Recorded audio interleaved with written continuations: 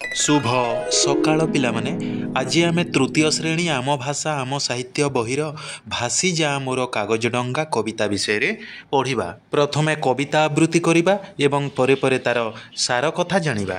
पवन बहुची झिपि झिपि मेघ बरसई बरसई बिजुली चमके घड़घड़ी डाके रही रही रही रही केते मजा लगे ओळीरु बरसा पड़े झरी केते मजा लगे ओळीरु बरसा पड़े झरी फुटी भासी जाए पानी रे फोटका सुमारी फुटी भासी जाए पानी रे फोटका सुमारी भासी जा मोर कागज डंगा भासी जा डरी जीवु नहीं आकाशरे देखी मेघबा मेघबा झुली झुली तुही दूर को जा भासी झुली झुली तुही दूर को जा भासी डंगारे तोते मेलाणी देली मु हसी हसी डंगारे तोते मेलाणी देली मु हसी हसी।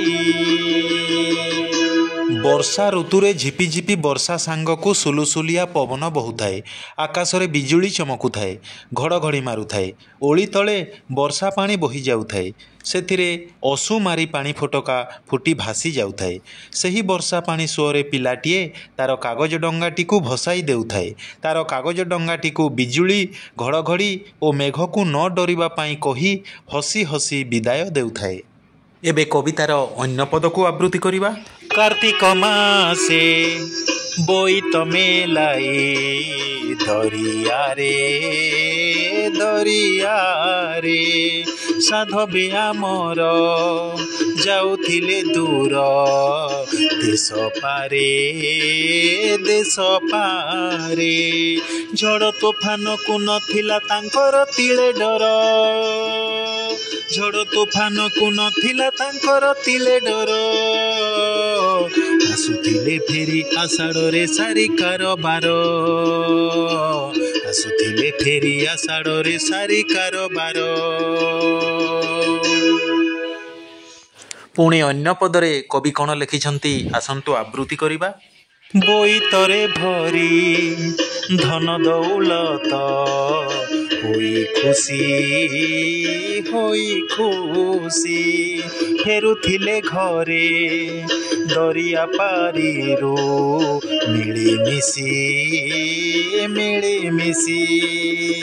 बोईत मंगे शुभ नारी केळ जल ढाली बोईत मंगे शुभ नारी केळ जल ढाली झियो बहु मिसी बंदाउथिले दीप जाली झियो बहु मिसी बंदाउथिले दीप जाली।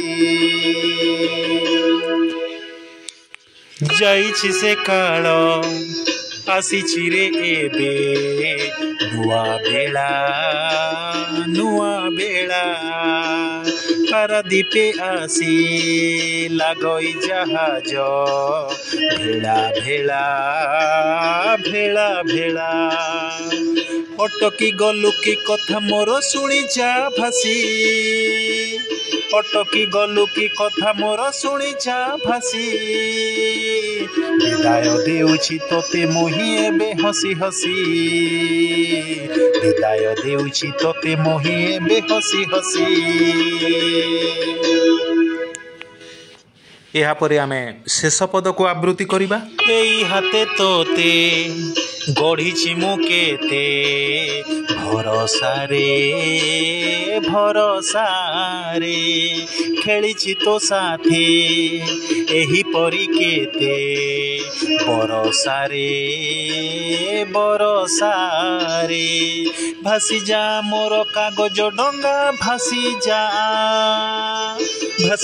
मोर कागज डंगा भासी जा बाट जाक केते नुआ नुआ साथी भेटू था बाट जाक केते नुआ नुआ ସାଥୀ ଭେଟୁଥା। ଅତୀତରେ ଓଡ଼ିଶାର ସାଧବ ପୁଅମାନେ ବୋଇତରେ ଦରିଆ ପାରି ଦୂରଦେଶକୁ ବଣିଜ କରିବାକୁ ଯାଉଥିଲେ। କାର୍ତ୍ତିକ ମାସରେ ସେମାନେ ଯାତ୍ରା ଆରମ୍ଭ କରୁଥିଲେ। ସମୁଦ୍ରରେ ବୋଇତ ନେଇ ଗଲାବେଳେ ସେମାନେ ଝଡ଼ ବର୍ଷାକୁ ଖାତିର କରୁନଥିଲେ। ବ୍ୟବସାୟ ସାରି ବୋଇତରେ ଧନରତ୍ନ ବୋଝେଇ କରି ଆଷାଢ଼ ମାସରେ ଫେରି ଆସୁଥିଲେ। ଝିଅ ବୋହୂମାନେ ବୋଇତ ମଙ୍ଗରେ ନାରିକେଳ ଜଳ ଢାଳି ଓ ଦୀପ ଜାଳି ବନ୍ଦାଉଥିଲେ। ସେ ଯୁଗ ଆଜି ଆଉ ନାହିଁ। ଏବେ ନୂଆ ଯୁଗ ଆସିଛି।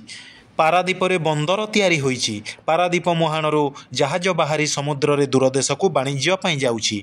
ଓଡ଼ିଶା ଏହି ବନ୍ଦର ଯୋଗୁଁ ଧନଶାଳୀ ହୋଇଛି।